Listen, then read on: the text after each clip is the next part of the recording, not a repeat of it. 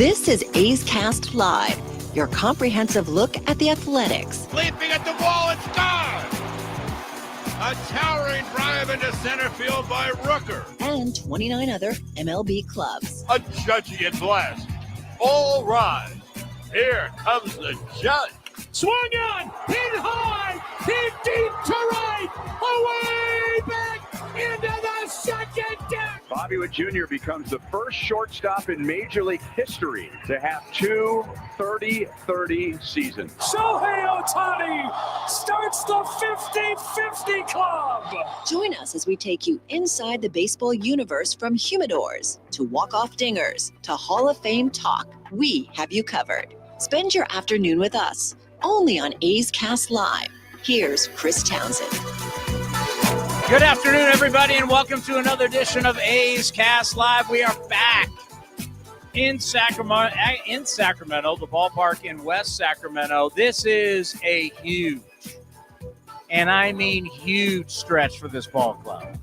After a fantastic road trip where you take 3 of 4 against Texas, you take 2 out of 3 against the Miami Marlins, and you continue to be the best team on the road in all of baseball.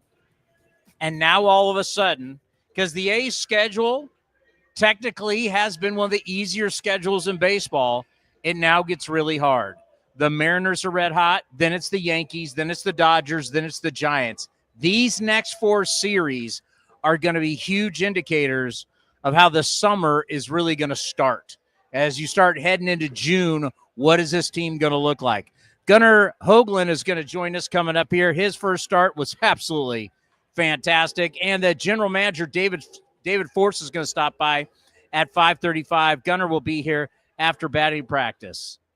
How are you, Commander? Much better than we were in San Francisco. Yeah, because you gave me what you had in San Francisco. I am now fighting. Well, so that mask didn't really work out for me then. Well, you weren't wearing the mask probably when you were first sick, and now I'm grinding through it here.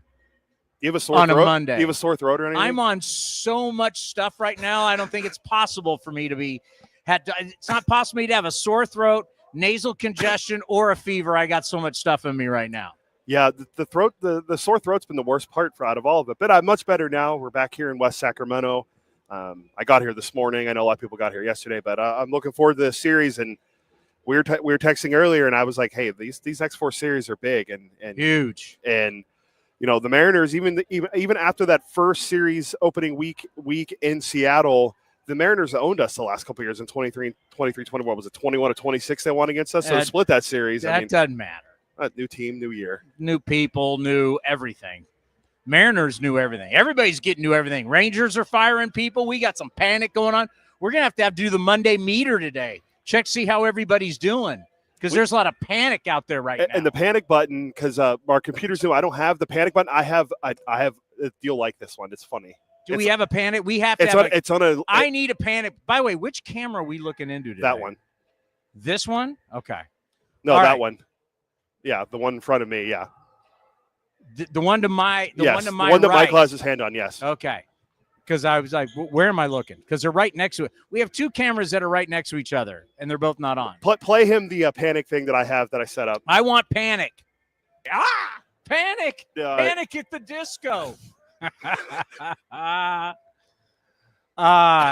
Isn't it amazing that certain teams in baseball, they brought in people who supposedly were these experts. And some teams are still doing it, like the team that's probably bought in more than anybody else with the drive line craze has been the Boston Red Sox. I remember reading over the winter that the Red Sox hired I think it's 9 different drive lines. They're not all hitting, some are pitching. Yeah, Kyle Bodie's the big one, right? But they've hired 9 people from drive line. So they're all in. Well, the Mariners did that. The Mariners were all in. I can't remember what the guy's name was. He was their offensive coordinator or whatever. Oh, Brent Brown, I think his name was, the guy last year. I don't even remember. They had 4 different hitting coaches last year. So what did they do? Fired his ass, and they said, go get me the Hall of Famer Edgar Martinez. And then they brought in Kevin Seitzer, longtime Royal, longtime hitting coach. Now all of a sudden, the Mariners, they're a team You look at what they've been doing. They're 16-5 since April 9th. They're 16-5. Before they were 4-8. They were scoring 3.1 runs per game. Their weighted runs created plus was 90. Well, you know what it's been since April 9th? They're averaging 6.2 runs per game and a weighted runs created plus of 144. So their switch, whatever they did, I'm not in the Mariners organization. I can't speak to it. I know they made a change, and all of a sudden they're starting to make more contact, striking out less. Oh, yeah, Edgar Martinez style. Yeah, because remember last year, they were one of the worst offenses in baseball, and they struck out more than anybody. They were historically bad striking out. I mean, Cal Raleigh had a great year last year, but he still struck out a lot too, and he's having a great year this year. And power-wise, he's leading the league in homers, but sorry. But yeah, sorry, Mike. Oh, wow. It's a struggle here on the book. All right. Texas now is doing the exact same thing. The Texas Rangers have fired Donnie Ecker, friend of the program. Got to know Donnie. He's a South Bay guy. Unfortunately for him, he lost his gig. They've made Tavares their center fielder. Last time we saw him, they're putting him on waivers. We'll see if someone claims him. They'd have to take the whole salary. It's like $4.5 million or something. And if not, he'll go to AAA. Jake Berger, who they acquired, was supposed to be a big power hitter for him. They sent him to AAA, and they have now hired. You want to talk about panic button? They've hired Brett Boone, former All-Star, one-time MVP candidate, PEDs with this team, the Mariners. Brett Boone has never been a hitting coach, but they are going away from whatever they were doing, these philosophies. It's amazing how many people or how many teams are realizing, you know what, this isn't working. We had Darren Bush on this program, director of our, what's his title? Director of hitting. Director of hitting, but we talked about making contact. It was like a big point of emphasis inside the entire A's organization. We are tired of striking out double digits in games. Mark Kotsay was flat out tired of it. He was disgusted each week with me asking the questions about it on the Mark Kotsay Show, now brought to you by Folsom Lake Ford.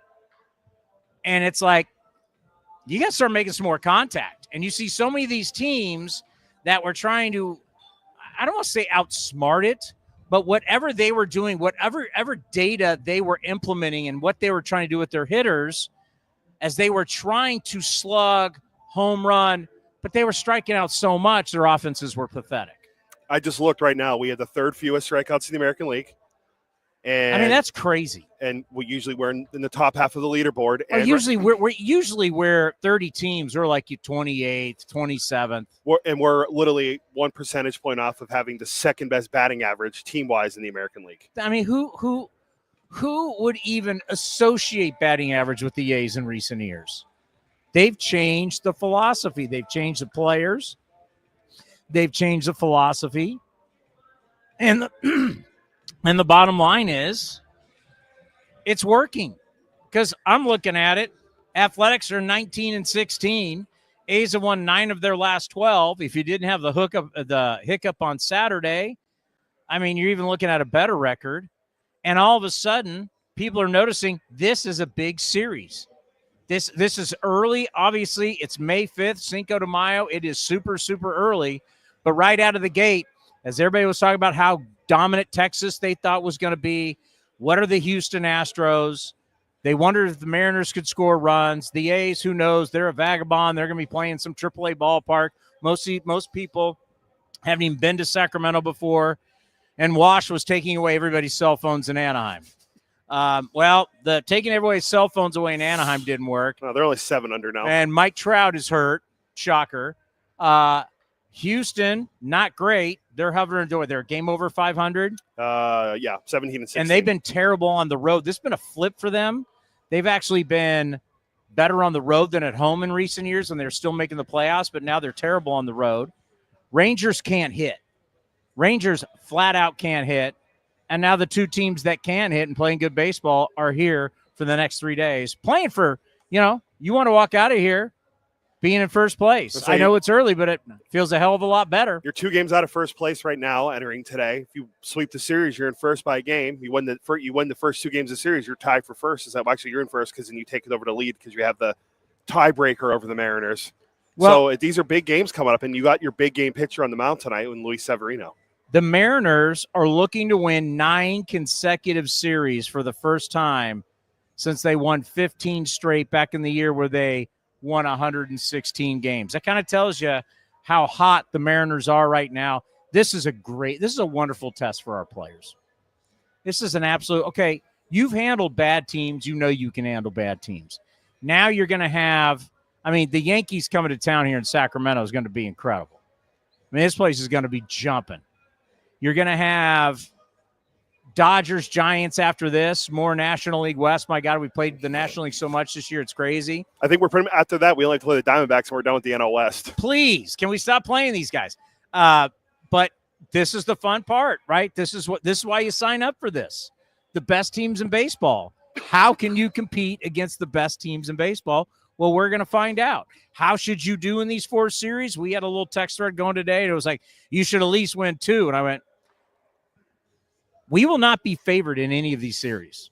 No. I already checked today. We're not favored in this series. We clearly won't be favored against the Yankees. We clearly won't be favored against the Dodgers and the Giants who have feasted on right-handed pitching. They've struggled against lefties, but they've hardly faced lefties. The Giants have feasted on right-handers. I doubt they're going to implode by the time we see them. They'll be favorites over the A's. So how should the A's do? I don't know. But you're going to be the underdog in all 4 of these series. Yeah, what we need to root for right now is the Padres to beat up on the Yankees this weekend or this week in New York. That's who they're playing. Yankees Padres. Is that a 3 or 4 game set?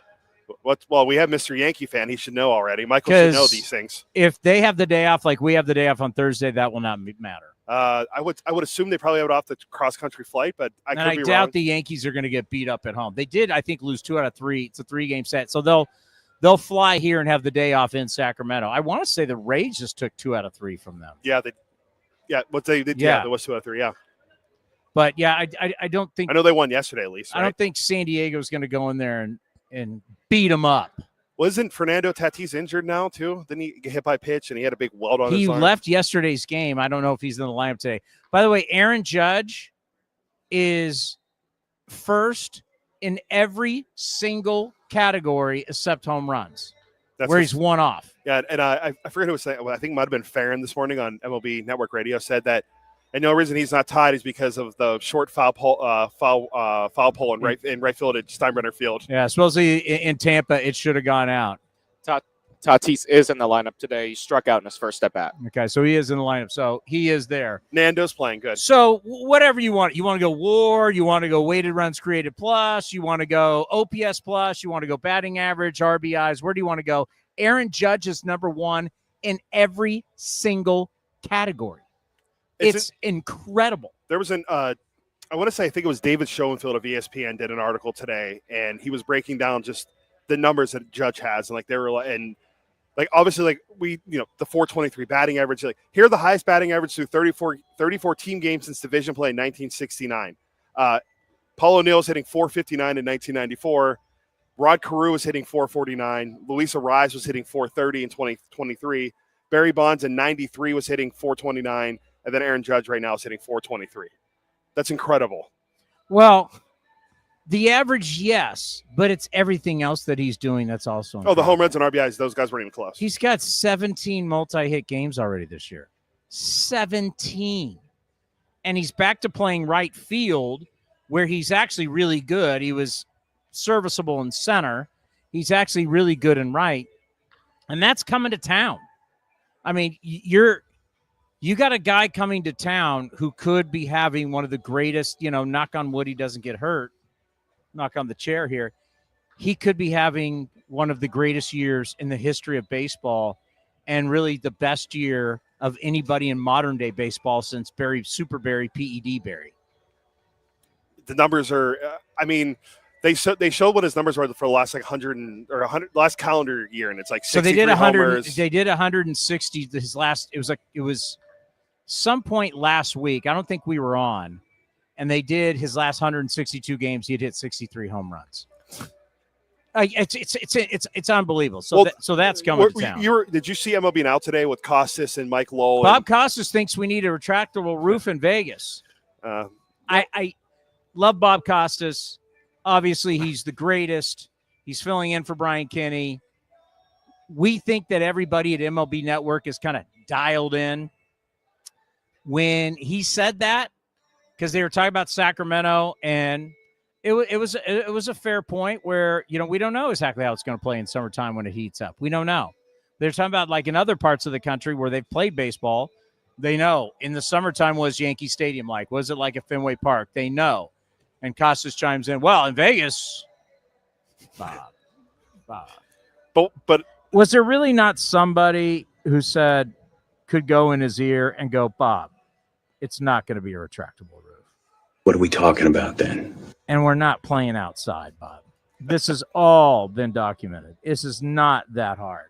This is not some random like FS1 show with Colin Cowherd where all they talk is football and then all of a sudden they're forced to talk baseball for a couple of minutes. This is the league station. You're paid for by the league. This has been well documented. Everybody knows this. How does the league station still not know this? I only brought it up because. And by the way, your guy, Joel Sherman, who Mr. Expert, it's not like he should be able to correct and go, well, this is. I didn't see this part. My God.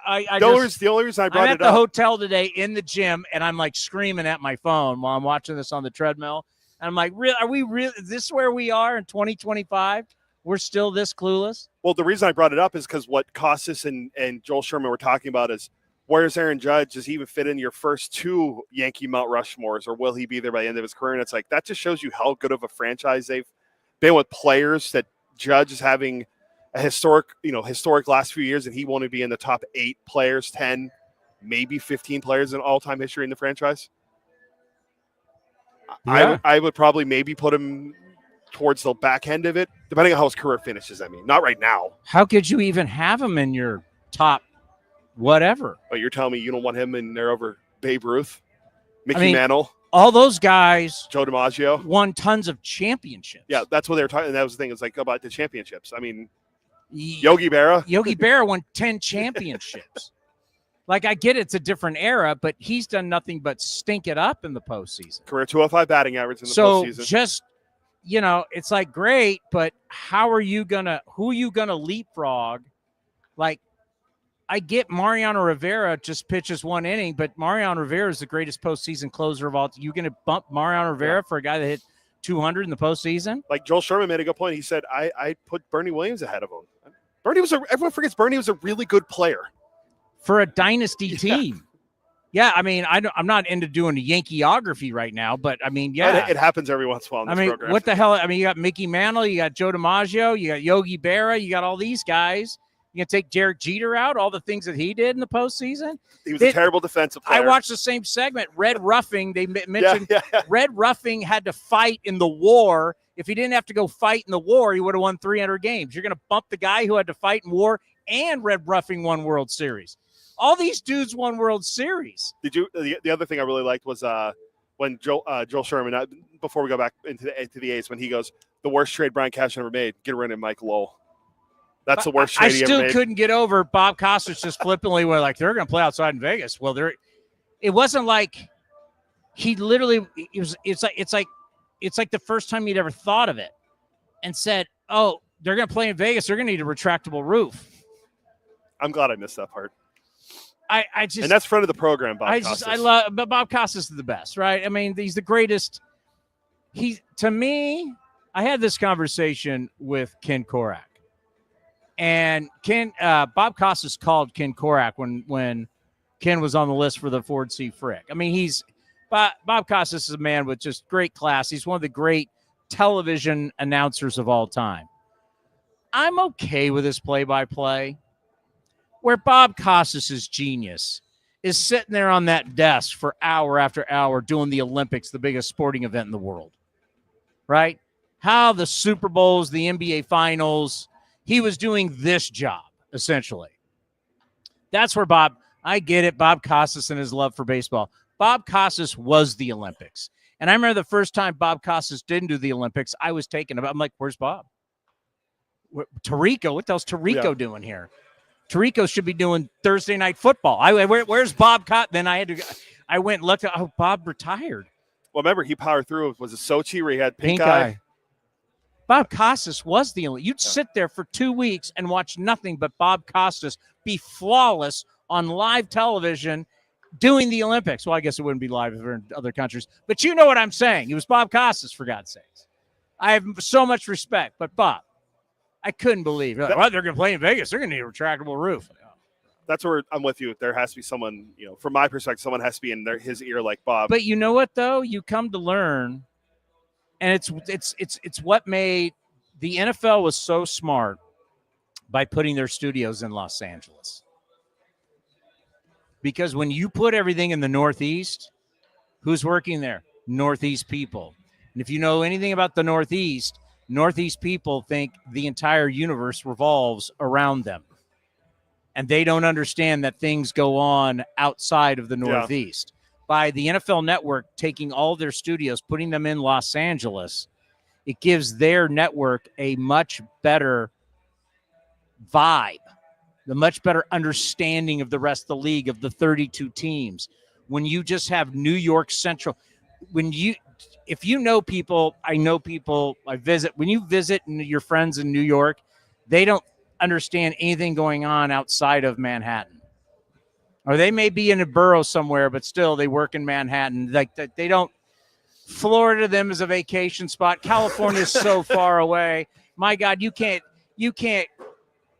foul ball. You can't talk Kansas City with them. So you get a much more better perspective from the NFL Network because they put it in Los Angeles. So you have people that come from all over to work there. Not everybody, let's say, is from California, but there's a much better perspective. Who is hitting? Oh, it is a lefty. Wow. Tyler Soderstrom is behind the ball. Obviously, hey, that way, bro. That way. Tyler has gotten some key hits, but obviously getting back to the A's and getting away from Yankeeography. Tyler, first 19 games off the charts, has dropped, but what I like about it is that he's still been very productive. Yeah, it comes in as yesterday. you saw yesterday. Comes in yesterday, gets the pinch hit, go ahead RBI, and team wins. And he's looked good in left field. Oh, you know what? He said on this show, there's nowhere I cannot play. Other than he said, shortstop, probably not. But there you go. He has shown you he is a terrific athlete, which makes it even more believable that he could play third base. And that may be the future for the Athletics, to have him play third base and to have a third baseman who mashes and hits left-handed. Miguel Andujar is playing third tonight. We finally get to see it in person.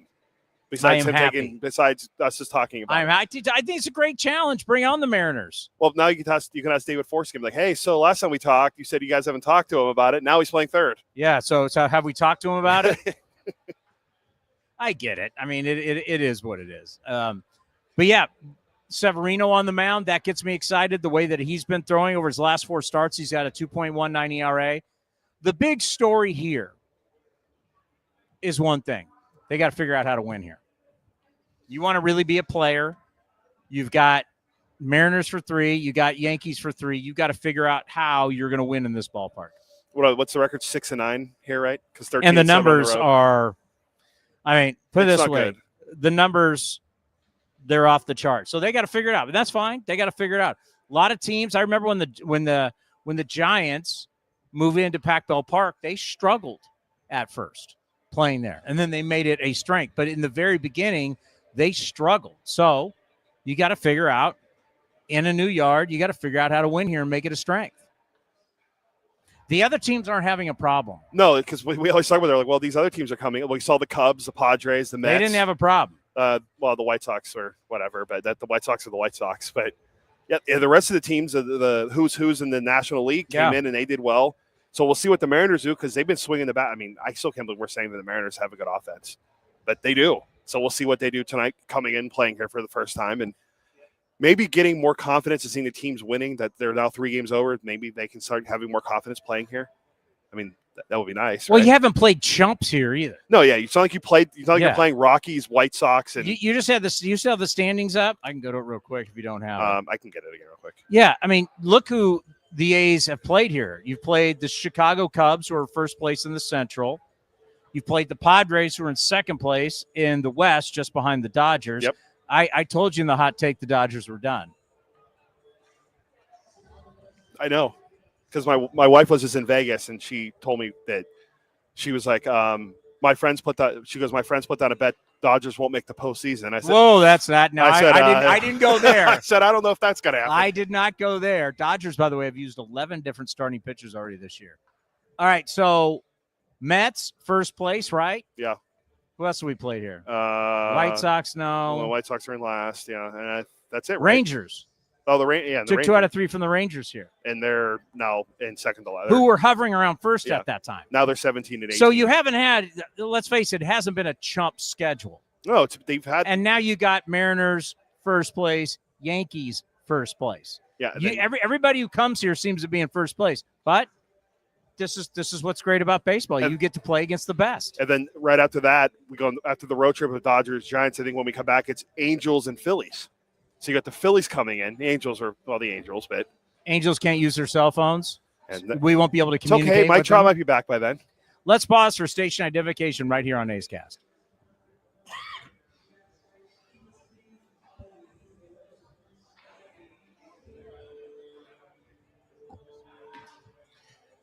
We got Gunnar coming. We're supposed to, yeah. We'll see. It's actually good. We don't have to worry about breaking early or whatnot for all this. So now hopefully he shows up and we can have him on. Great debut. Didn't even walk anyone. That was what was impressive. That was. I mean, you think about that. You think about how juiced up you are. We'll talk about it. Coming up next, Gunnar Hoglund is going to stop by in a matter of moments. We still have the David Forst Show, the general manager of your athletics, all stopping by right here on A's Cast Live. Here's the pitch, and it's a hit.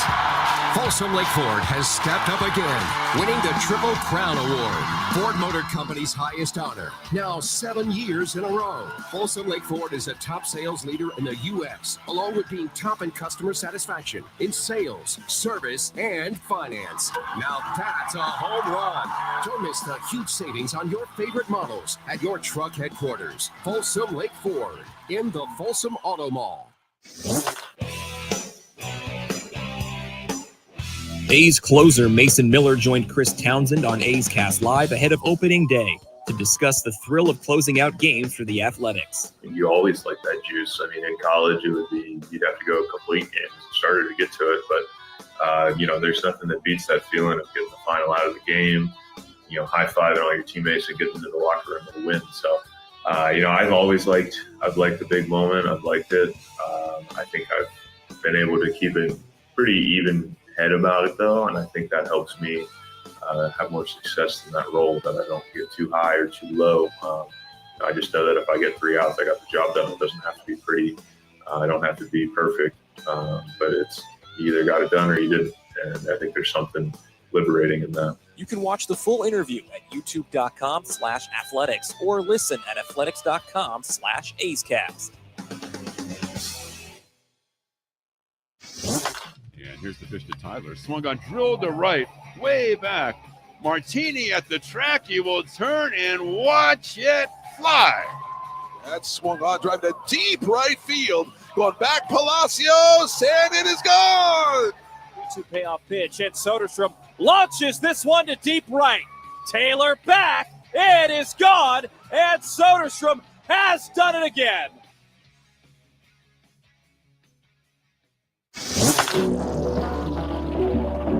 During his appearance on A's Cast Live of Chris Townsend, Athletics ace Luis Severino provided his insight into the growth and potential of the team's young core. I'm excited to see, all those guys just gets better every day, but he was coughing a little bit at the beginning, and he's so mature, I love when he go out there He's like 0 for 3, but he's trying just to get on base. You know, he gets a walk. I'm pumped every time I see that because he's not trying to get ahead every time. He's just trying to get on base. So I love him because of that. Like, he just grind every at bat, and I think he's the soul of this team. You know, when he goes, like, everybody goes. So I'm really happy for him. And I mean, there's other words on. He's unbelievable. I mean, he's special. We were so pumped when he got a walk yesterday. I mean, we were really happy. So I think we have a great group of guys here. I think they're going to get better every day. You can watch the full interview at youtube.com/athletics or listen at athletics.com/A'sCast.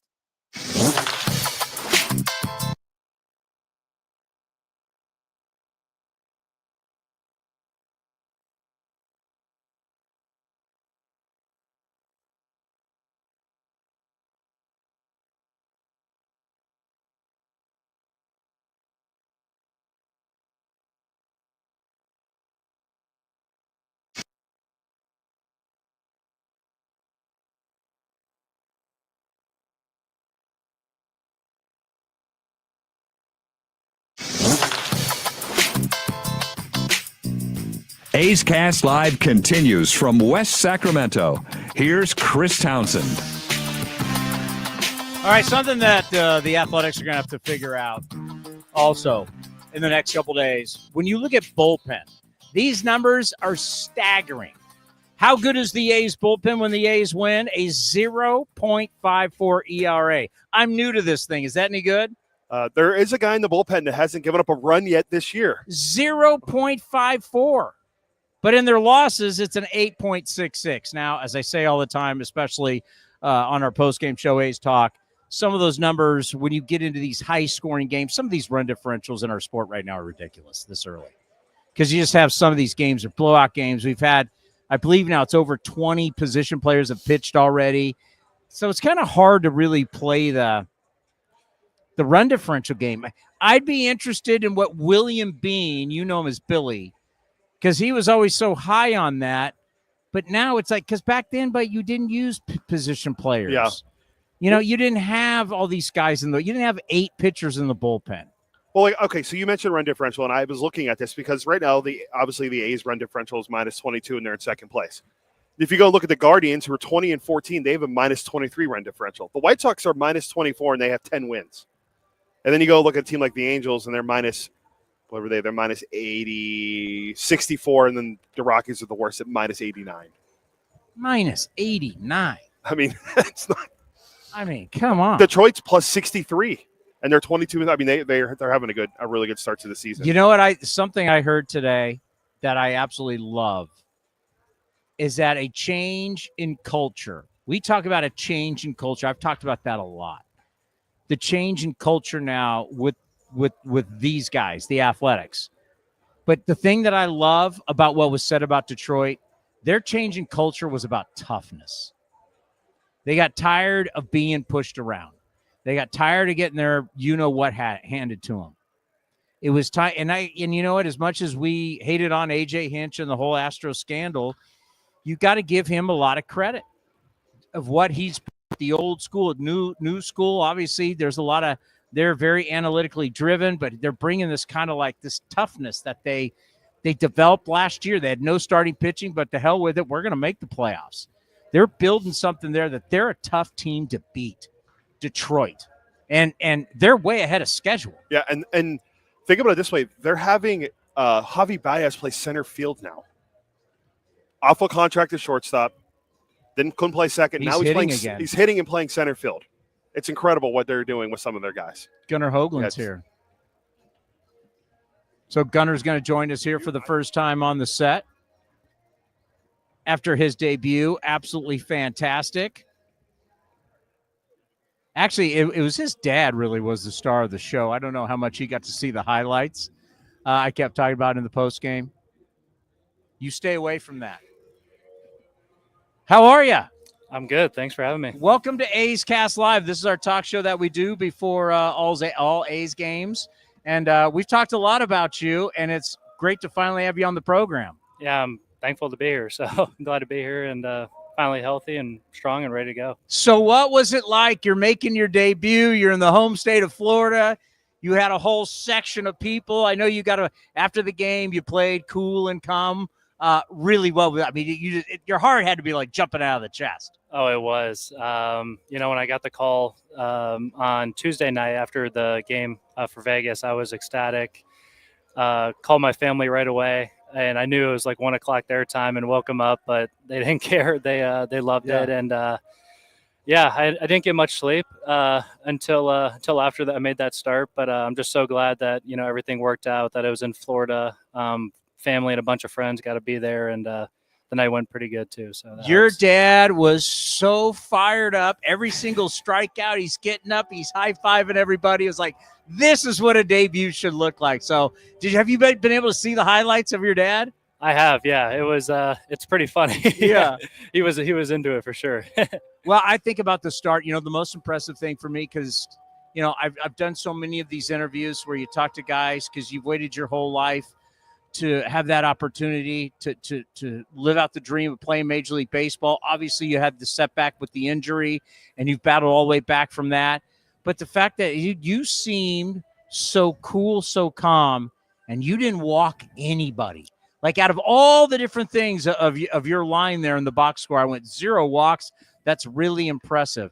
Talk about your game, and you put a premium on throwing strikes, pinpoint strikes. Yeah, I mean, I've always pitched like that, really. I trust my stuff. I have a good game plan when I go out there and attack these guys. And, the first thing is filling up the zone and throwing first pitch strikes, getting ahead of the count, winning the 1-1 counts and stuff like that. So really, my game's just about filling up the zone and not beating myself. Well, you did exactly that.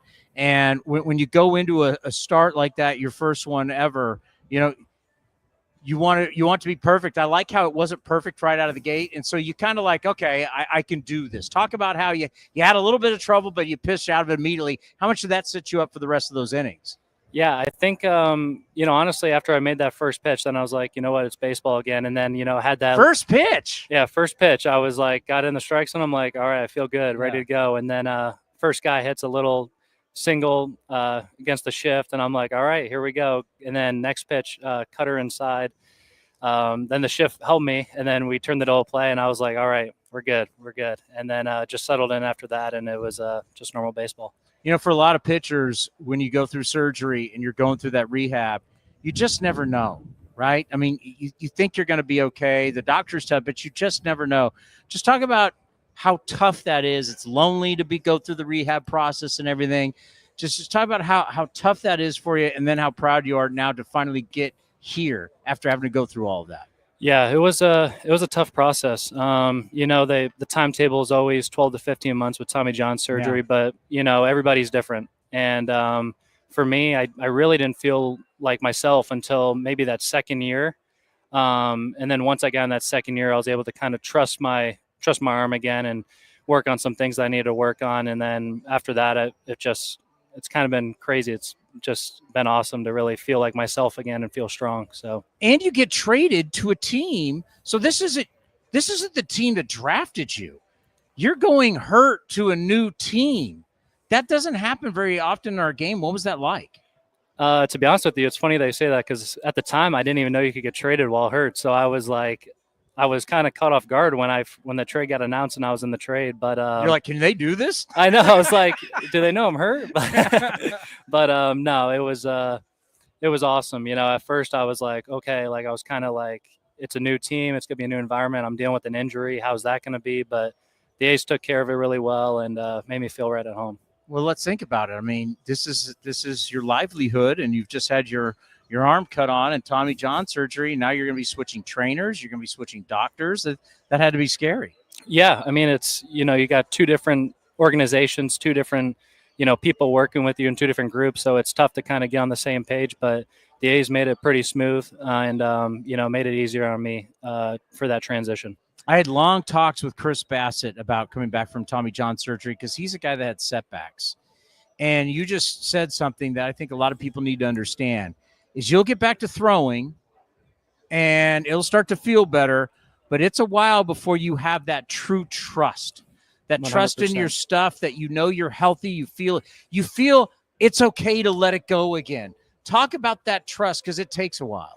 Yeah, like I said, I mean, the 12 to 15th month timetable for me, it didn't feel like I could really let it go. I felt like my arm didn't feel like how it did before surgery. And so it took a little bit, and then I made it out in 2023, pitched like 3 innings, and then I ended up going on the IL again after that because my arm just didn't feel right afterwards. Just needed some more time to recover, and then once that happened, then I was able to really like hone in again and kind of take that rest, and then I was able to come back and feel amazing after that. And ever since then, it's been feeling great. So everybody has a big league moment, and for everybody, it's different because everybody sees the world differently. What was the moment before the start, after the start, maybe a few days later? What was the moment where you're like, oh, man, I'm in the big leagues? What was that moment? What was it? Oh, man, it was a couple. I mean, when I woke up the morning of the game, I was like, it kind of hit me, and I was like, wow, I'm starting, a major league game tonight. So that was kind of it. And then I think after I was done with the outing, I think I was able to kind of like reflect on everything, and I was just like, man, I just pitched my first MLB game, and it was awesome. It was everything I dreamed of. Yeah, it's far different after the game at night. You're by yourself. I've found that a lot of guys get emotional because you hold so much in because, it's my debut and I'm going to go. If there's something when it's all done and everybody's gone and parents are gone, wives, girlfriends, brothers, sisters, everybody's gone, you're just by yourself. Was there an emotional period that night where you're like, man, I did it? Yeah, definitely. I was with my fiance and we were just talking about just kind of the whirlwind of everything. And I just told her, I was like, I can't believe it. It was you work your whole life for this moment, and then it finally happens, and it's just unbelievable. What have they said to you since?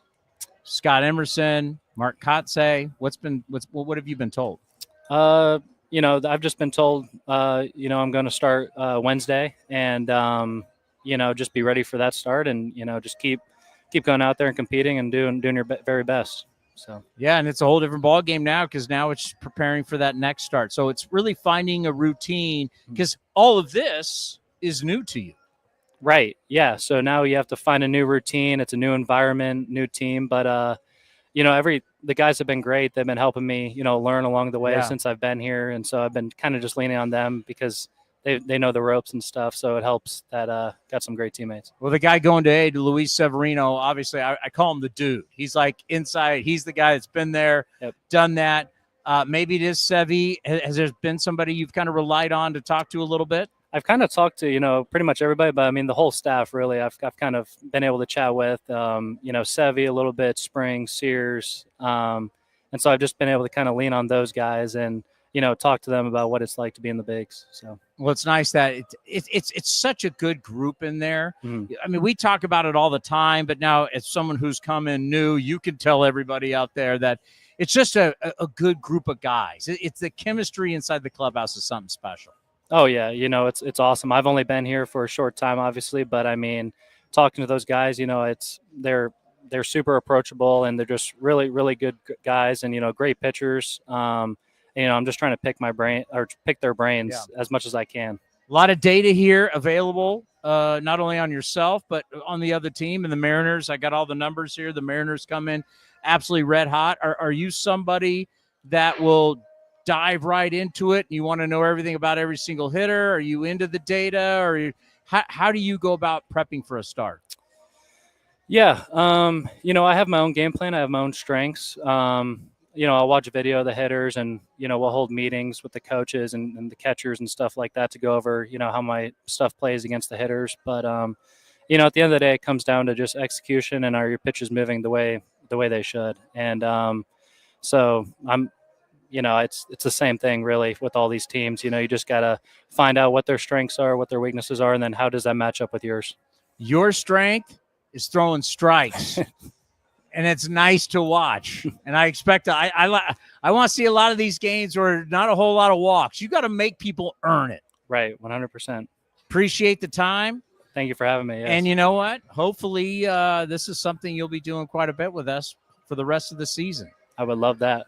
Right? Doesn't that sound good? Sounds really good. Well, good luck on Wednesday. Thank you so much. Appreciate it. Gunnar Hoglund right here on A's Cast Live. Yeah, it's these stories, they never get old. And I think watching his parents and watching his dad in the stands, you know, you don't have that in other sports, right? Guys are making their debuts. The great Greg Korn, ladies and gentlemen, and Gunnar Hoglund.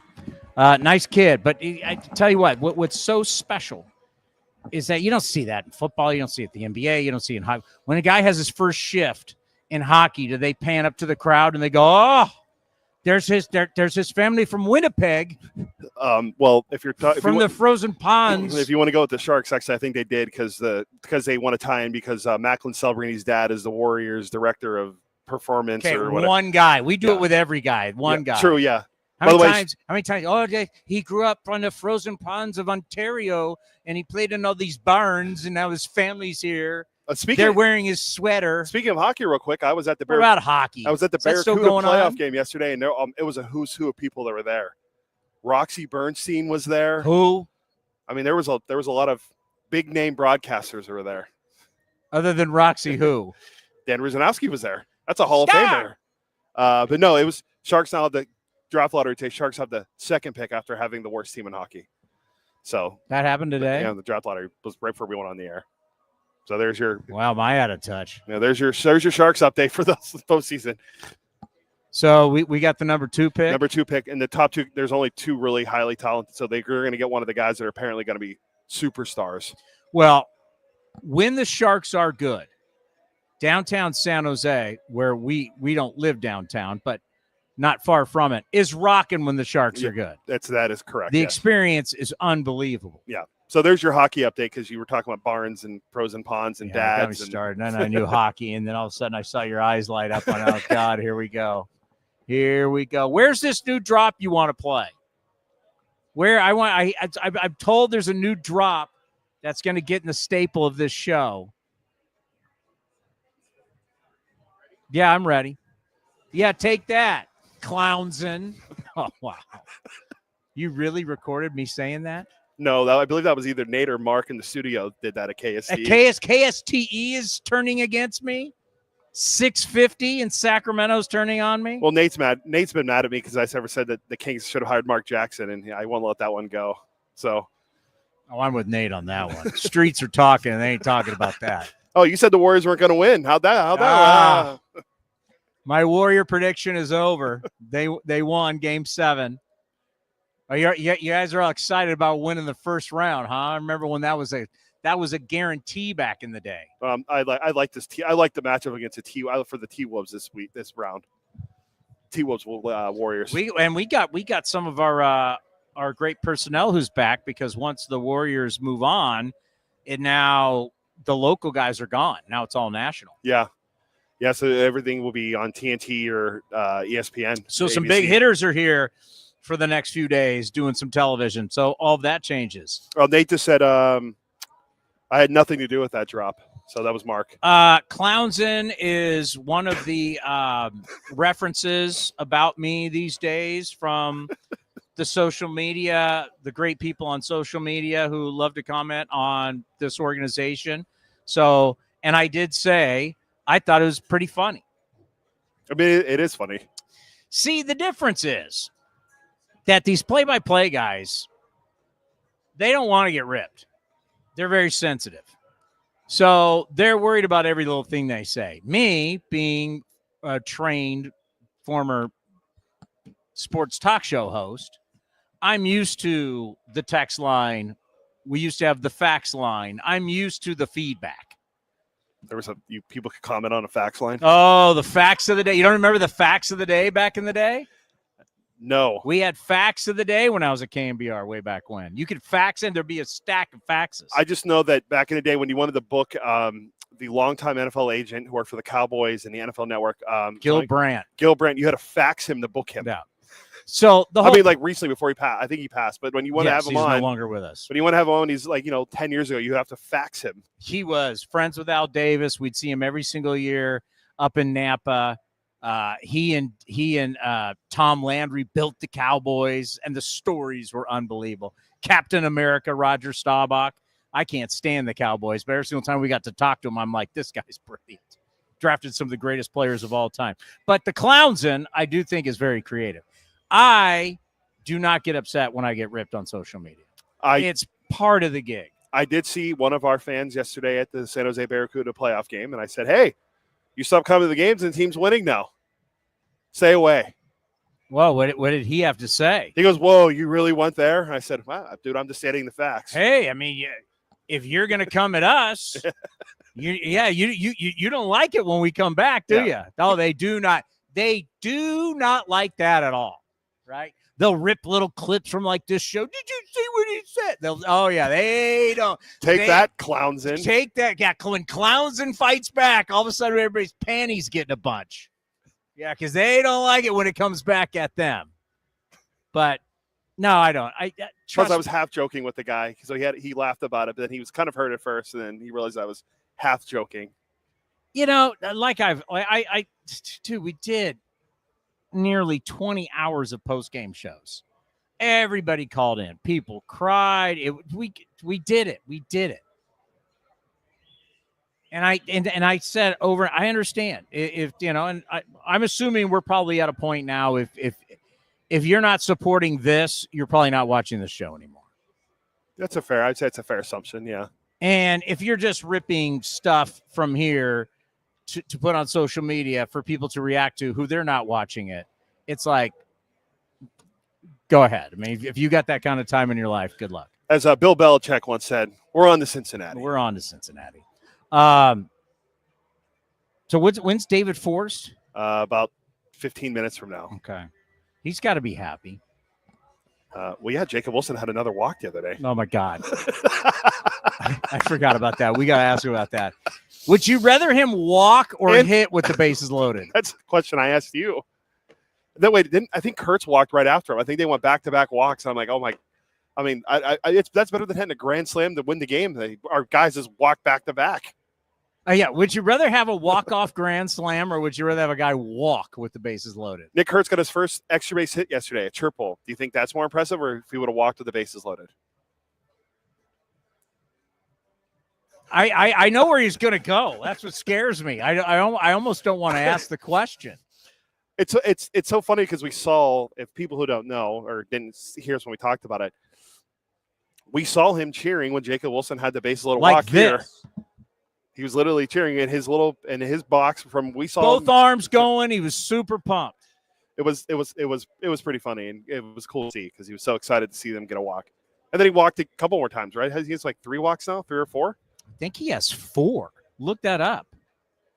That's just bad knowledge of me for not knowing how many walks he has. I think he has 4 walks. Well, let's see. He has a .333 batting average, so I really don't care how many walks he has. I'm with you on that one. The walks to me are irrelevant. 5 walks. 5 walks. He has 5 walks in the regular season. He has 5.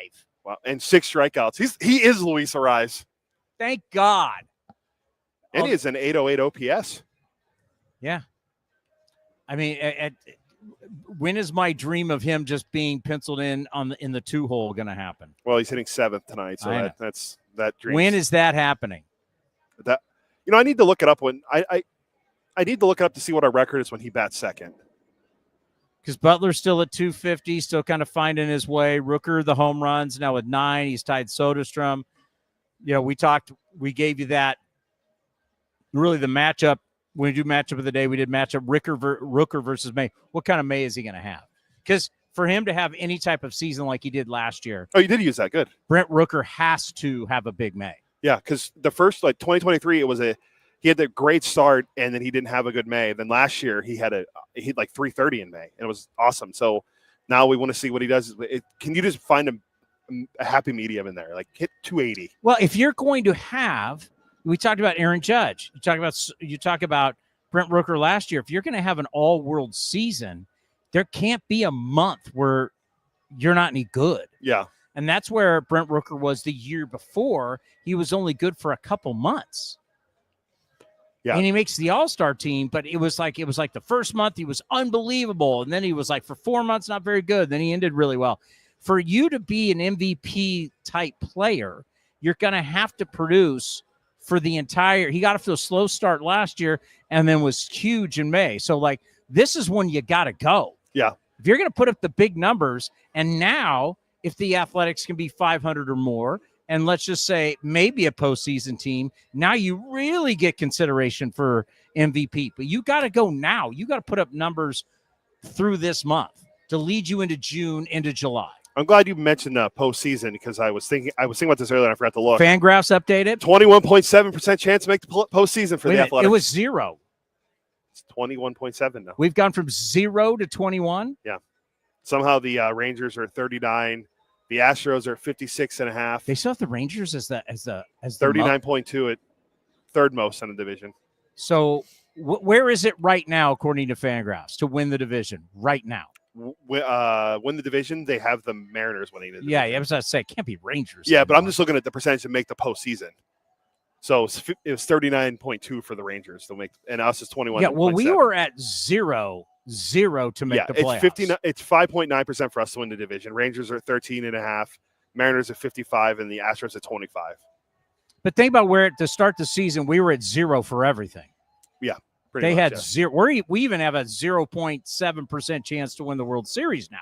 Telling us that we were at 0. There's a chance. You're saying there's a chance. You're saying there's definitely a chance. We're not in that Rockies White Sox purgatory anymore.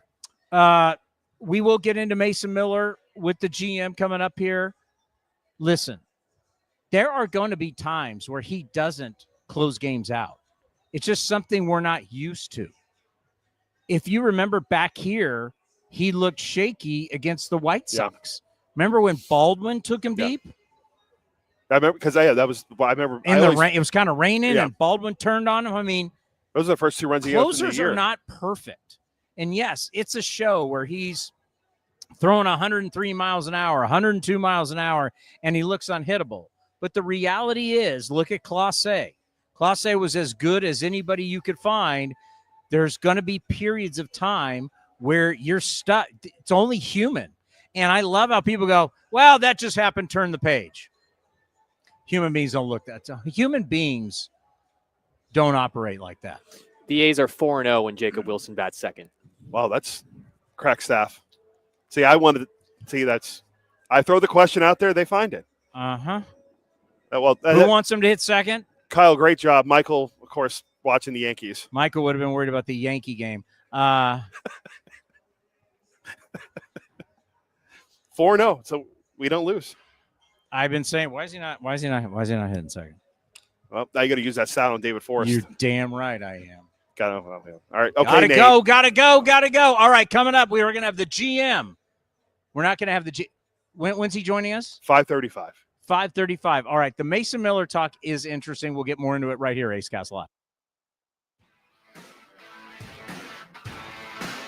Get your group together and check out all our great hospitality spaces for bonding opportunities, events, or a fun outing of your friends and family. There are 20, 50, and 100-person indoor suites available for select games, as well as an 80-person open-air area with a shaded cover. Secure your group today at athletics.com/hospitality.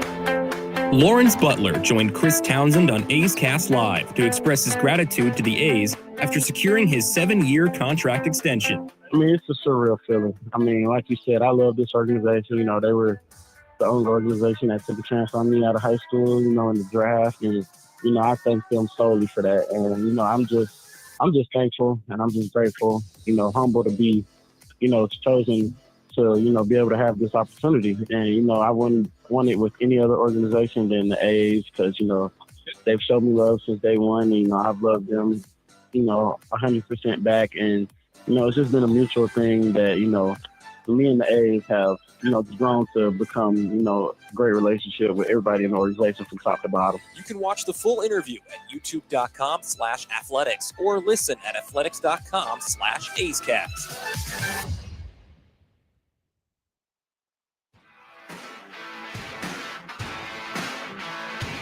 For just $25, fans can sit in the general admission outfield grass for all regular season home games.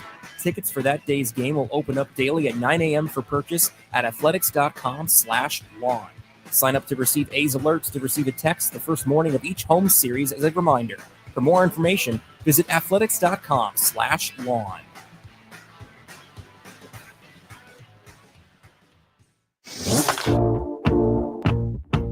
David Forst, the general manager of the Athletics, connected with Towny on A's Cast Live to discuss the wave of excitement that Nick Kurtz's promotion brings to the organization. Well, you know I'm excited because I agreed to meet with the media yesterday to talk about it. So I must on Zoom too. I loved it.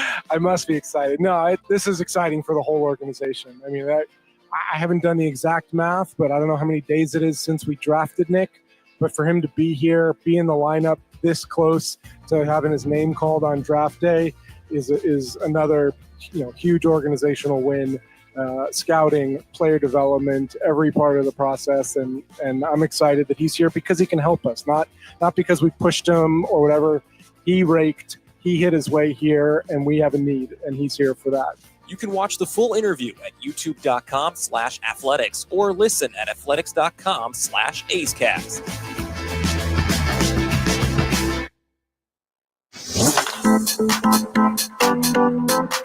You're listening to A's Cast Live.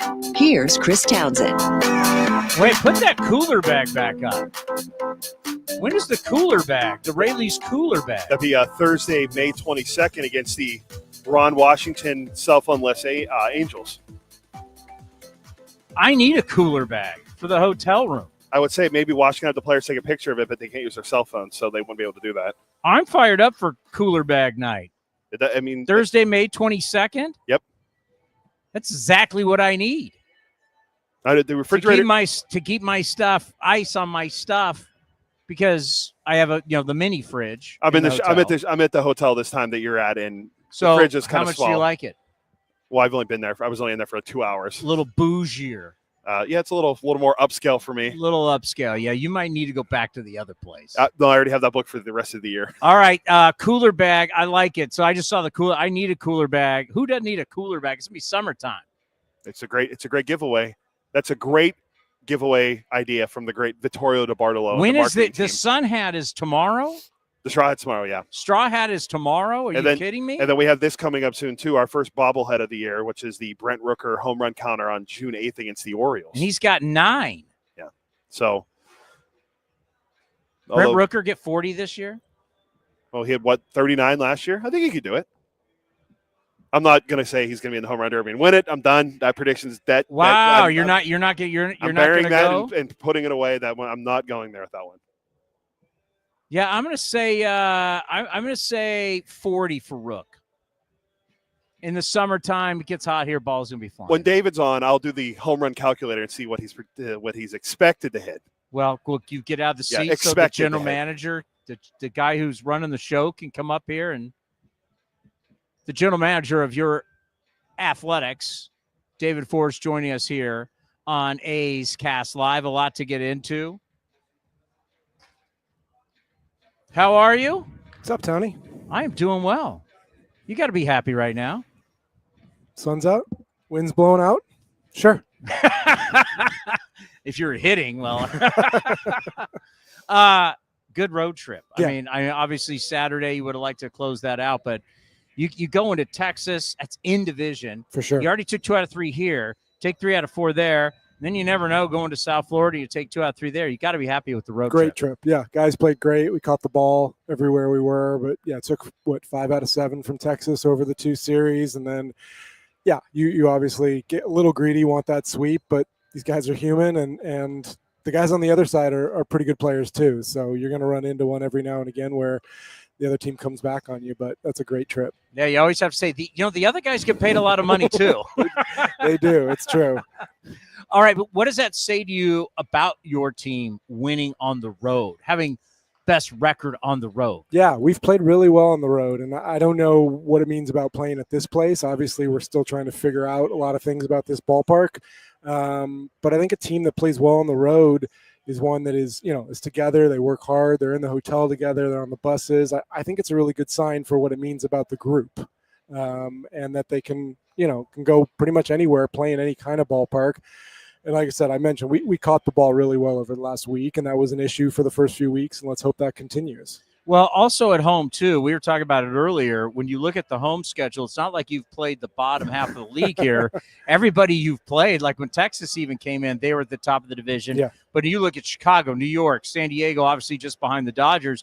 You've played kind of the who's who of the National League. So, yeah, there's something to get used to. And I was thinking back to when the Giants first opened up Pac-Bell Park, they struggled at first. And we've seen certain teams struggle when they go into a new yard. So that's not something that's all that strange. But also you look who you played some really good teams right out of the gate. Yeah, and it doesn't get much easier, by the way. We got a first-place team here this week. Yankees, Dodgers, Giants. Like the next 2 weeks are going to be a good test for us. So we're right at the back end now of 16 straight. And I think we've managed that really well. The bullpen's done a great job. Get an off day Thursday, and then go into some really tough series. This will be a good stretch to sort of figure out who we are, what we still need to work on. All right, I've been saying this when people have called up about ERAs with the bullpen. When you win, your ERA bullpen is 0.54, which is incredible. Seems good. When you lose, it's 8.66. And I'm at a point to where we're seeing so many the blowout losses and the position players pitching. I think we've had over 20 position players pitch already this year.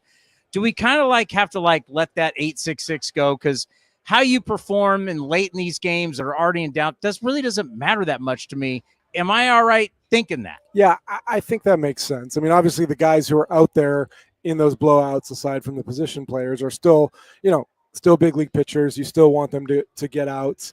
But the reality is we have had some blowouts, in this park. We've seen that. And we talk about it with run differential as well. Like you look at your run differential as a really good indicator of what your record should be. That said, a few blowouts the first month of the season can really distort that. So I think you have to wait for things to kind of even out. And certainly we're just over a month into the season.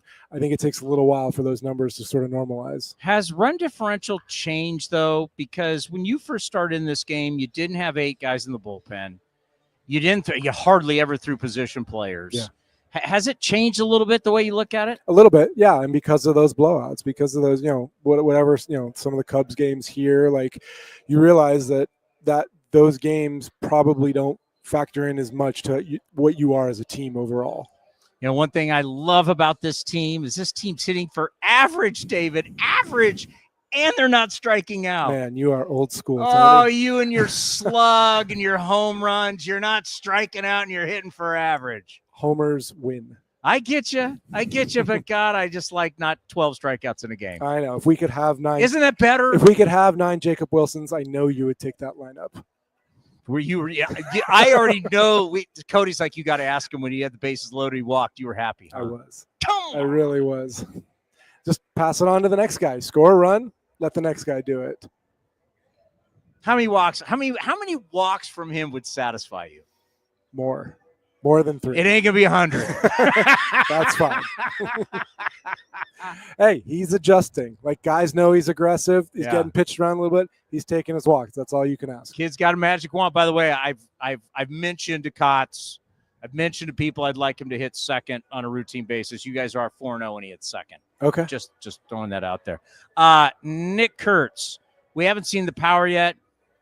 Understandable. It takes time, but he is making contact. Yeah. He's not overmatched. Not worried at all about the power. It'll come. The fact that he's finding a way to get hits, hitting 270, whatever he is, it's an adjustment. He's getting attacked in the strike zone by a lot of pitchers. They're going right at him. He's not getting ahead in counts a lot of times, but he's finding a way to get his hits. Not at all worried about the power. I think we really learned with Matt Olson how important it is to have a good defensive first baseman. He makes everybody else in the infield. What have you seen with the defense so He's far? done a great job. Yeah, he's picked up the guys in the infield. He's made the plays. I think he came as advertised as a really good defensive first baseman. We've already seen a little bit of it. What you've seen with Tyler out in left field, he's made some spectacular plays. Yeah. So your first impression of putting him out there with no time ever in left field? He's athletic. He's confident about what he does. He made the play down the line, catching the ball in the net in Texas. He threw out a runner here last week. He feels like he can do it, and he moves around well. So I think the more reads he gets off the bat, the more it's going to help. This is going to be a tough night for him with this wind blowing. Yeah. He'll have to adjust to that. But he's played first. He's had pop-ups. He'll learn how to do it. Does that kind of give you the feel that, other than maybe like center field, shortstop, like you could bounce him maybe around other spots. He's that good of an athlete. He's a good athlete. I don't know how much we want to put on his plate right now because, again, the bat is what is important. And, we talked when we made this move about probably not putting him behind the plate right now. We don't want to do that and add too much, but one position at a time. I like it for Tyler. What's interesting about his numbers, like it's already the first 19 games, all these home runs. Last 16 games, not so much, but he's still hitting. Yeah. Right. And that's, to me, and talk about that, what you like to see in a young player, because there's home runs come, they go, but are you still productive when you're not hitting home runs? Absolutely. He still has a great zone. When he came off the bench in the 9th inning yesterday, he was exactly the right guy you wanted because he's going to lock in. He's going to swing at a strike. He's got the best chance to drive that runner in. So he continues to have great at-bats. The homers will come in bunches. And Andujar playing third base. Yeah. I didn't have that on my bingo card. You didn't have it. I like it. Look, we needed to make some adjustments, and Gio's got some miles on him. He's going to need some days off. Miggy's played there. He's worked there the last week. He feels confident there. He's probably not going to win a Gold Glove at third base, but the fact that he can do it allows Cotts to get all of these bats in the lineup at the same time. That's what's important. I mean, you saw that game in Texas. The first day he played there, he gets the hit in the first inning to drive in the run, changes the whole dynamic of the game. That's what counts. Yeah, he's got to play. I mean, his bat, he is one of your best bats. Yeah. Being a veteran guy, do you got to go to him and say, hey, is this cool? Absolutely. Yeah, and Mark does a great job. I mean, that is we did it with Tyler. We did it with Miguel. Like you need someone to go and have those conversations, and Mark has done a great job of selling the idea of a team and explaining to these guys, hey, we've got a lot of good players. That's not a bad thing. We got to figure out a way to get them all in the lineup. Yeah, that's the one. I always talk about with the manager, somebody's got to be at the front of the bus, the front of the plane. Someone's got to have all those tough conversations. And that's the thing. It's like, can you get everybody to buy in? Because you could see a veteran guy could have said, hey, I hated playing there. That's why I went to left field. Right. You're going to embarrass me. It's Cotts really has everybody pulling on the same rope. It's fun to see. And he has sort of built that foundation over the last few years. I mean, we talked a lot about how in the tough times that we had, Cotts still found a way to get everybody going in the same direction. And there wasn't finger pointing. And now when we've hopefully turned that corner, playing well, and you still need that team buy-in from individuals, he's laid that foundation the last few years. Before we go to pitching, we got the news. Tough one on your second baseman, Zach Geloff. It's a stress reaction in his ribs. Yeah. How tough was to get that news? Disappointing. Yeah. I mean, Zach was right there on his way back, starting to get at bats, and just felt it on one swing Friday night in Vegas. Very smart of him to shut it down from there because he didn't make it worse. But we're still looking at a couple weeks at least of a shutdown. And so I know he's frustrated. We were looking forward to getting him back, hopefully sometime in the next 10 to 14 days. But we're going to have to hold on for a little while longer. I'm just a radio, television, film major from San Jose State, so I can't play a doctor here. What is a stress reaction? Is that like in the cartilage or in between the ribs? You're absolutely right. Maybe you should play doctor. I play doctor on TV all the time. You actually have to play doctor all the time. But it's essentially a precursor to a stress fracture. If you make it worse, you end up with a crack in there, and that's going to take a long time. So it was good that he shut it down. You see on an MRI, there's we talk about the edema on the MRI. Chris, you know all this stuff. Yeah, of course. Hold it up to so the you light. you see it in the cartilage, kind of pulling away from the rib a little bit. You just got to give it time to heal. And he's so raring to go. Like talking to him before he left, he was like, "I'm going to be back." And then thank God he kind of stepped back because he could be one of those guys like, I'm going to power through it, which he tried to do the year before, and that cost him. Yeah, exactly. So he had a little experience. He knew to shut it down, got it looked at, and he'll be able to do a bunch of other things other than swing for the next couple of weeks, but it's going to take a little time to heal. JP Sears, what do you see that has made him so different? Different than what? I mean, he's been this consistent guy now for third season in a row. I mean, he takes the ball every 5 days. He gives us 5+ innings. I mean, the sweeper is there. Like you watch the shape of his pitches. You watch how hitters react. There's a reason he is Mr. Consistency. To me, it's like interesting. Left-handed pitchers grow up and their weapon is they get lefties out. And then now you get to the big leagues and it's all right-handed lineup. So you've got to get something. Right-handed hitters most hitters don't like something right under their hands. Right. It's really what the sweeper allows you to do. That to me would be his consistency with the sweeper, and just because you got to get in on right-handers so you get that outer half. It's just his consistency with that has made him a better pitcher. Without a doubt. I mean, you have to use your fastball to pitch in, no doubt, but he has that extra weapon. And we saw it with Springs on Thursday, the way he pitched in Texas. The difference with Jeffrey was he pitched in that day. He gave righties something to think about, went away with the changeup. JP's been doing that really consistently with both of his pitches. Yeah, because Springs' changeup is lights out. So if there's the fear of the fastball, that's going to be. You just have to, you have to. If you're Springs, you have to get to it. You have to get ahead in the count. You have to move righties off the plate, and then we saw what he was capable of. And Gunnar's debut, we just had him on the show. It's like with all the stuff and all the fact he didn't walk anybody. You think about your debut, just how pumped up you are, and you don't. I mean, that's it's been his calling card his whole minor league career, along with his changeup, has been his command. And the guy pounds the zone, and you just hope that when he comes to the big leagues, his nerves allow him to do that. And he did not look affected at all by anything on Friday night. What is that like when because that's, the last part of the Matt Chapman trade. And like, you didn't even really think about him that much at that time because he was hurt. What's that like? Because we asked him, and it is a little scary because now you got different doctors, you got different trainers. Yeah. What's it like when you trade for a guy you're trading for a guy who's hurt? Right. Yeah, and he was pretty far along in his rehab. I went back and looked at some of our notes from that trade. He was about 85% through rehab. He had the surgery right out of the draft. And again, like Tommy John rehab goes an expected way. It's not always easy. Obviously, he had some bumps afterwards. But, we talked about this earlier in the season. Like when a guy like that makes his way through the system and gets to the big leagues, you think about the amateur scouts who had reports on him from the draft, the pro guys who saw him and liked him, and then the rehab guys. Nate Brooks, who's our assistant trainer now, was our minor league medical coordinator. Nate spent every day with Gunnar for almost 2 years. And you think about, man, all that work he put in, it all culminated in that night, Friday night. So it's great. I texted Gunnar after the game. I said, that was an organizational win, you going out there and dominating. No doubt. His dad was awesome. It was great. It was fun to watch. Right? It was really fun to watch. It's kind of what it's all about. And I always try and tell our fans so they understand that when you do get hurt and you're away from the team, it is a lonely process. And it is important that you check in with guys because there can be depression. This is what they want to do, and all of a sudden they can't do it. They don't know if they're ever going to be able to come back. Yeah. Chris Bassett was that guy. You think about how emotional he was. So how much do you check in with the guys because we forget about them because they're gone. We don't know when they're going to show up. Yeah. How much do you have to make sure you let them know, hey, you're still part of this process? I mean, certainly the big league guys, we keep them here for exactly that reason. A lot of teams will send their major league rehabbers down to the complex or Florida, Arizona. Brian Shulman was adamant. Nick did this before him. You keep those guys here in the big league clubhouse, make sure they're part of the group. When the team's in town, they're out here. So I get a chance to see all the major league rehabbers here.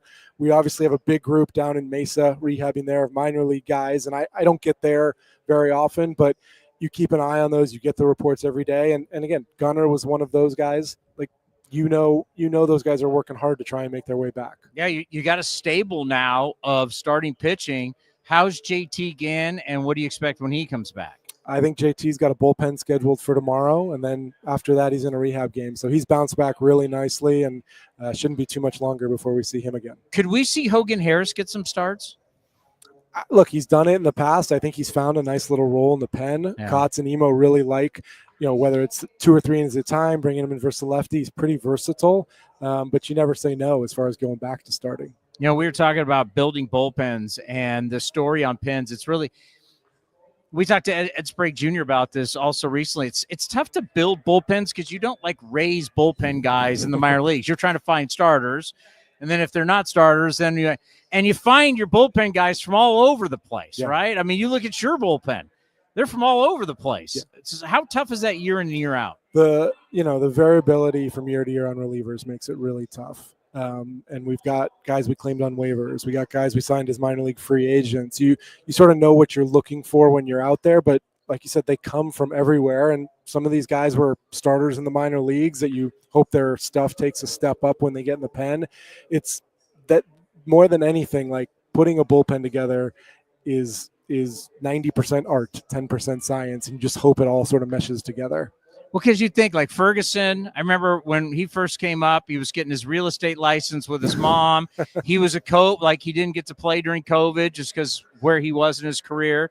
Sterner, who we just had on, was DFA'd. I mean, you start going down the line. Right. Otanez, who was here, was a minor league free agent. Mason was a minor league starter. Yeah, you go up. Spence, Rule 5. Murdoch, Rule 5. Right. And Rule 5 still is you've got to keep Murdoch here or offer him back. Correct. Right? So that still exists, the same rules. It hasn't changed. Okay. One guy, who was the one guy? There was one other pitcher I wanted to ask you about. Who is it? Severino's going tonight. We've gone through that. I think that's it. We hit all your talking points. We hit all the talking points. Good. How are you doing? I'm good. I'm really good. I'm happy to be back. When the team's on the road, we're not up here in Sacramento. It's a little different working environment, but it's nice to be back and see everybody. Well, the warmer weather is going to be here. It's going to be interesting to see as we get warmer. Like this week's games are going to be warm. As we get warmer, how does the ballpark play? We're going to have to find out. I mean, you see the wind was blowing straight out to right field during BP, but everything from like right center over gets knocked down. Like you really had to pull it to right field to get it out during BP. We're gonna learn all these things on the fly. Well, thank you very much for stopping by. Good to see you. I appreciate it. David Forst, the general manager of your athletics. We'll talk to you in a couple of weeks. And a lot of information to discuss there. The Zach Geloff stuff is always tough. And I totally agree. I'm happy that he diagnosed it really fast because you could see where Geloff would try and power through it after the year he had last year, the start of the season, the way it's gone.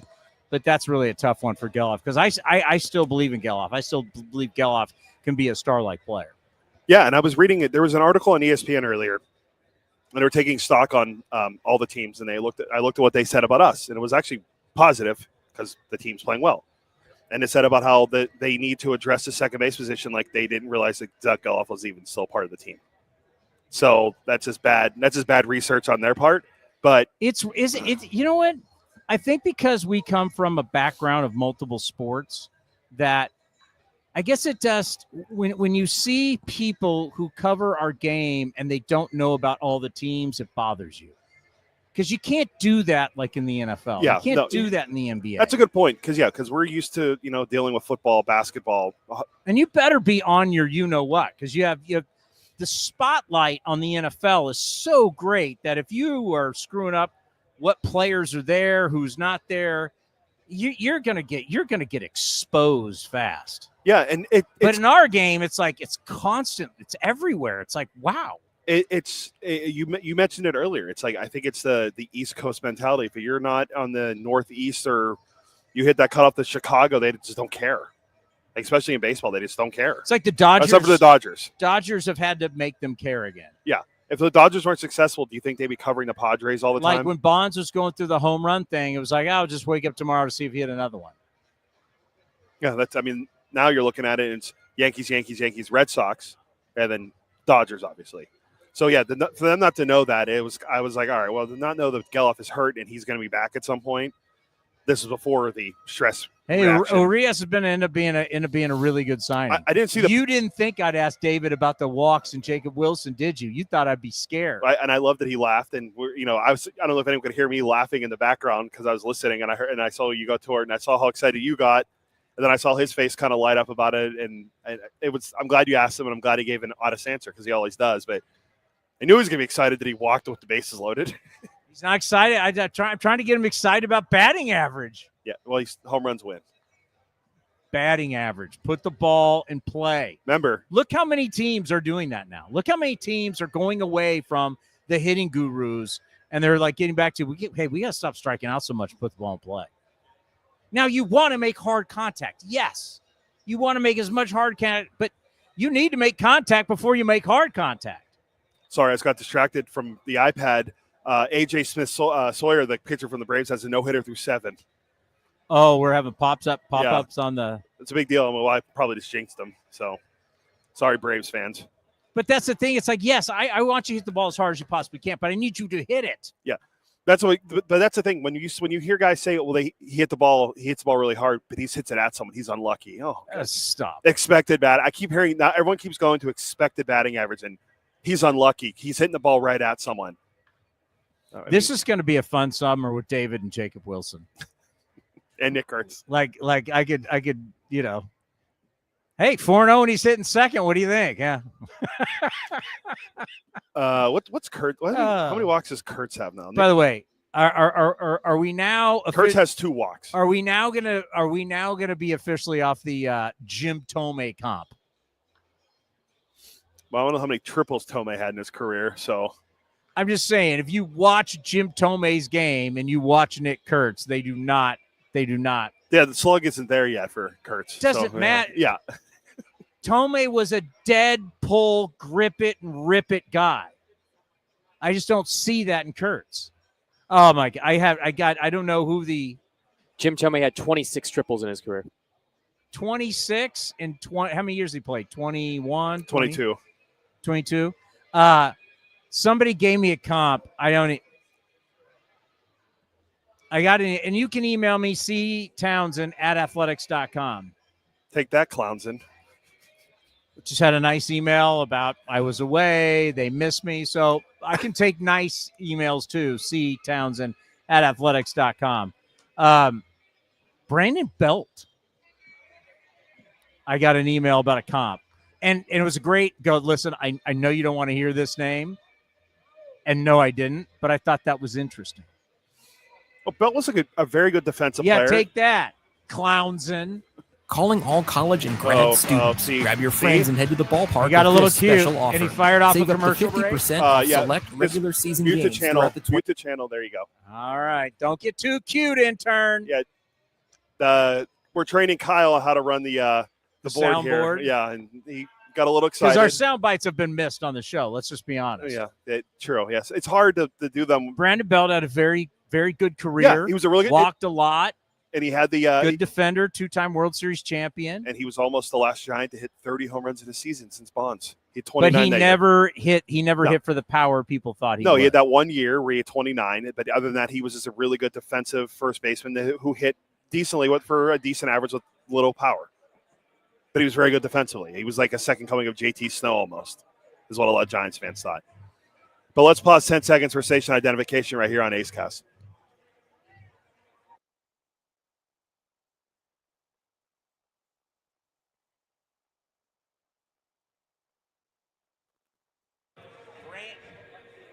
Brandon Fox emailed me that. Brandon, there you go.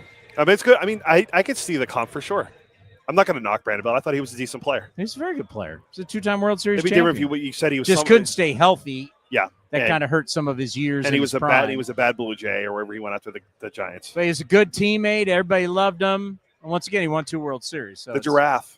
But I'm not buying the Jim Thome comp. Okay. I think my Sean Casey is still, till I start seeing the ball fly out of the yard, my Sean Casey is still the best That's comp. ex-Yankee hitting coach Sean Casey to you. That is the Mayor. That's Pirate. That's Red. Tiger. I think he's a Tiger, right? Tiger. Where else did he play? Where else did Sean Casey play? He's a pride of Upper St. Clair, right outside of Pittsburgh. He's a Pittsburgh guy. Yeah. All righty. Coming up next, it'll be Ken and Johnny getting you ready for A's baseball. Then I'll be with Steve Sachs, A's Cast on NBC. Get fired up, folks. For God's sakes, the ball club's 19-16. This is a big battle. Then you got the Yankees, the Dodgers, the Giants. This is a great run. Let's go. This is why you're a fan. I'm excited. Well, we already know that. So You're excited. I'm excited. More A's baseball next, right here on A's Cast and the A's Radio Network.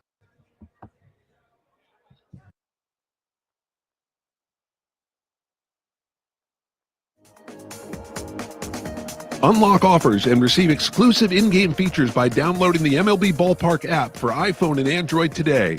Plus, get the latest information on game time, schedules, and more. This has been a presentation of The Athletics.